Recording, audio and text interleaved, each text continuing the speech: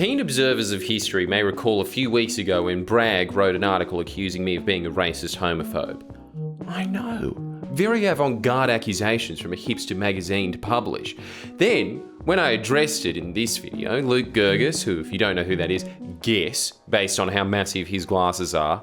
Correct, he's the CEO of Bragg, well done, who, credit to him, did respond to my criticism of his organisation's article, softening the blow with the declaration that he's a fan. Well, mate, let's see how much of a fan you are after this. Sorry about the delay, mate. I've been busy with the pinnacle of my career, Greek neighbours. But surprisingly, Luke, I'm not just going to cop being publicly defamed just because you added the colourful little postscript of, but I'm a fan. Because you are though, Lukey boy, before I tear you a new asshole, I'll hand you what I do very few of my victims. Some lube. I cannot heap enough praise on you for being the first CEO of a media organisation that I have ever heard publicly acknowledge that there's no such thing as a non-biased media institution, or for that matter person. Reading that was like coming across an oasis in the middle of the outback, which, because you're such a massive hipster, I assume you think is Mount Druitt community pool. Unfortunately for you, by publishing this claptrap, you've unwittingly stumbled out of the cap-littered hills of splendour in the grass, right into the bear pit. As such, may I just be the first to say, welcome to the jungle, motherfucker. Here you won't get away with such lazy sophistry as, how can Friendly Girgis, as a comedian who's anti-cancel culture, ask someone to be fired over either a mistake or her own personal view on something? This to me is the ultimate sign of hypocrisy. Well, I suppose that would be hypocritical. Kudos to you for your staggering victory over a point you just invented. After all, invisible giants are the hardest to spot, so well done. However, in the video where I was asking for her to be fired, it was a flippant remark, originally at least. 3 guesses why you're not a fan of my humour, but you are a fan of Aziz Ansari's, as you really need to be bashed over the head with the obvious, don't you? Perhaps you've consumed so much pop culture that you now think mathematics is a subcategory of postmodernism, but over in non-drug fuck land, well over a dozen factual errors is not one mistake.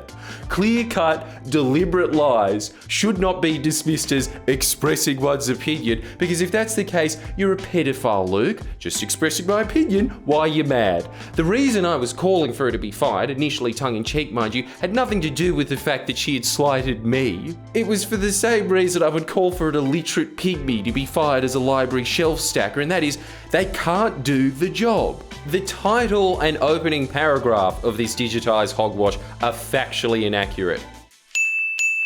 Good start. They say that Podcast Matt was the community manager / producer of Friendly Geordies. There is a reason he was referred to as Podcast Matt, and that's because he had less to do with the main channel than you, as I'm starting to suspect that Podcast Matt is not a fan.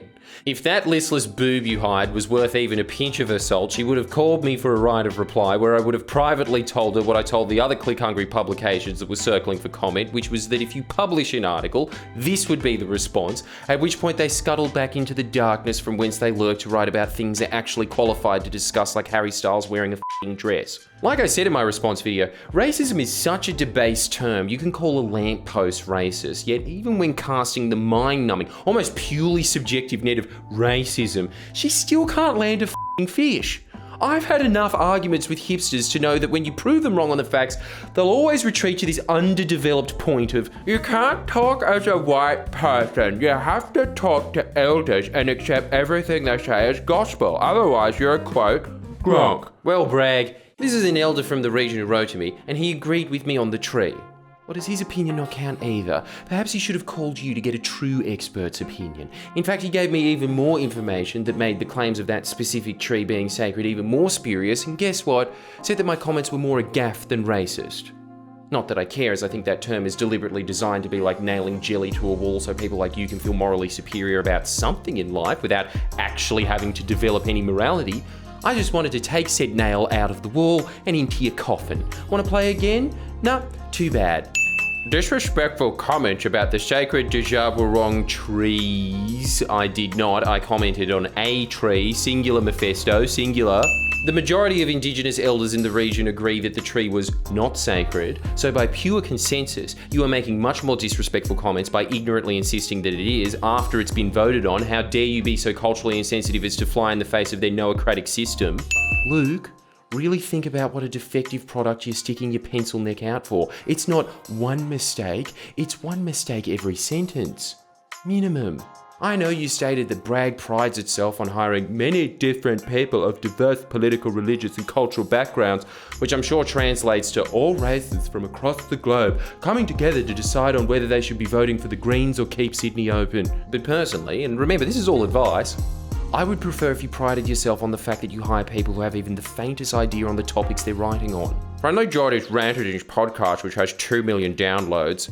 You're just counting one node. Subscribe today, by the way. Mocking Dreamtime stories and defending the removal of the trees, sacred to Australia's First Nations people.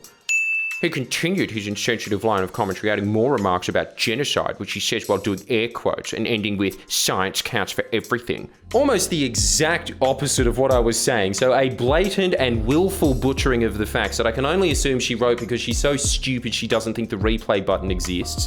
Coupled with comments about the rainbow serpent that she deliberately took out of context to distort the meaning. Both inexcusable, malicious disfigurements of the truth that you as CEO of this expedient rag refuse to acknowledge, claiming, yes, our writer on this article, which we have since removed her name to protect her. No, don't start doing that. Don't start following pedestrians' act of cowardice. If you publish something, you face the consequences of it. You do not get to make defamatory statements that will become a historical archive and wriggle back into the little hole of obscurity you crawled out of, whining that you're a victim when those statements are scrutinised. We did make an editorial misstep where she didn't hyperlink to the example of one particular claim. One mistake. My counter says different. How good of you to admit to one mistake that you think makes you look good. It doesn't. As to prove that I've made homophobic tweets in the past, you link to a single tweet, not tweets, God your lackey is bad at English, that was not my tweet, that you stated as if it was an indisputable fact, used to correct something that was originally incorrect, which is now incorrect on multiple levels. Again, stupid broad term only mouth breathers use, but this smoking gun of my secret festering hatred of homosexuals was the tweet, have Gareth Ward and Adam Marshall ever kissed? Don't pretend for a second your writer knows who Gareth Ward and Adam Marshall are. For her edification, if such a thing is even possible, they are the Community Services Minister and Tourism Minister of New South Wales, respectively. If they have kissed, and there is evidence to suggest as such, they're almost certainly in a relationship. If they were in a relationship and it was undeclared, an undeclared relationship between two ministers is a clear breach of the Ministerial Code of Conduct, which was the point of that single tweet, not tweets. If you need further convincing as to why you should stick to writing about travel and food documentaries you personally like, allow me to highlight how pathetically malleable your profoundly dull cookie-cut political views are. Bragg, why are you drawing attention to the fact that it's two men being asked if they've ever kissed? I thought love was love. Why does it raise your eyebrow when it's two people of the same sex kissing unless you're homophobic? Oh no. Bragg officially under fire for homophobic remark, not plural. So it comes as no surprise that the community manager... That's right, Luke. We could go on, but I think we can safely establish that the only thing that should be expressed as a plural in this article is the number of mistakes in it, yet that's the only part you're fine with being described in the singular. He also expressed his disgust that people were attacking his girlfriend, yet he made assumptions about our writer's own character in his attack on her. What do you imply here? That that's hypocritical? You seem to be very fond of that word, Luke, but I don't think you know what it means, as you haven't provided a single correct example in your entire article. Allow me to walk you through this. My girlfriend is not in the arena. She has never in her life sought to enter the public debate on anything, so attacking her was like Colosseum spectators deciding to run out on the street and randomly stab a citizen. Mairéad, unpleasant little toad that she is, scrambled into said arena, clumsily fired an arrow that was so off target I had to go out of my way to catch it, snapped it in half, and then you squealed like a pig when I ripped her legs off. I'm not going to animate anything for that. You don't need to animate, it's visual enough. There's no hypocrisy there, Luke. Just a rule as old as Rome. If you can't handle combat, don't volunteer to be a gladiator. And second rule as old as Rome, don't take a stab at me. Having said all that, thank you for being a fan of my work in the past, I'm assuming now, Luke, where you claim that the reason that you were is because I hold politicians to account. Well, unfortunately for you, you seem to have missed the other half of my work, which is holding the press to account. And Greek neighbours. Someone needs to hold them to account. But the lies in this article have already been used to alter my already extremely unflattering Wikipedia page that is based almost purely off of smears from other reputable publications such as your own. There you go, Mairéad. Use those air quotes in context. You can't keep getting away with it! You can't keep getting away with it! Look, it's as much of a battleground as Palestine's Wikipedia page, or an even bigger international conflict of our times, Gamergate. Just another layer of mud I have to trudge through whenever informing people about very serious corporate and governmental corruption. Yeah, but isn't he that homophobe that's pro-sexual assault that hates Aboriginals and is paid by the Labor Party to promote cultural genocide? No, none of those are true.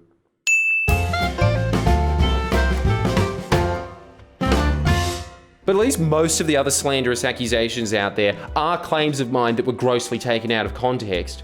Yours are just cut and dry lies served in a cold soup of ignorance.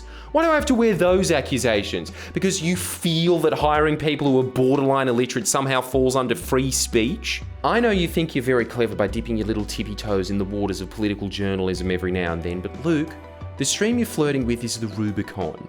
Airy declarations of celebrating deep thought in the very same article that you point out that you stood up for Amy Shark in the past does not hold a candle to the claim that you're anti-cancel culture when the second your hammerhead smelled blood in the water she leapt into the feeding frenzy to get her pound of flesh. It's very clear from your response that you're only anti-cancel culture to the degree that is convenient to you. If you can somehow profit off it and the ongoing damage that it produces, you will. If called up on it, you will defend your right to post any two-bit poppycock, no matter how defamatory, which, by the way, you better thank God I'm not a litigious man, because if I was, this is such a slam dunk I'd represent myself. In short, having crossed the Rubicon, you're now faced with a Rubicon.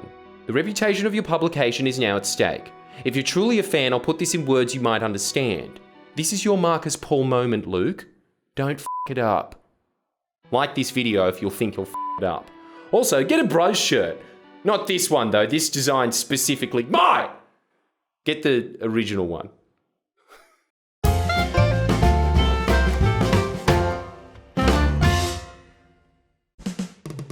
Please share and comment below.